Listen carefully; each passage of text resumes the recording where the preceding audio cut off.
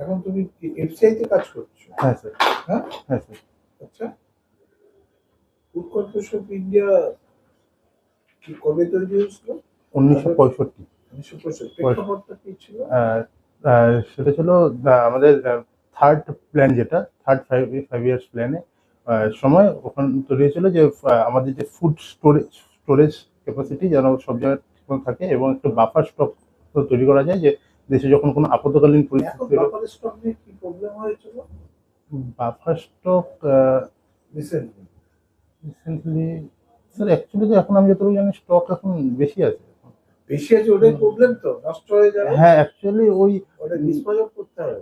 এখন যেটা রিপোর্ট এসছে যে পিএলআই স্কিমটা কি? পিএলআইটা আমি জানি না। আমেরিকা থেকে আমাদের ইম্পোর্ট করা হয়েছে। হ্যাঁ পিএলআই ওই গমটা যেটা শুয়োরদের খাওয়ানো হতো ওদের দেশে, যেটা আমাদের দেশে ডিস্ট্রিবিউট হতো।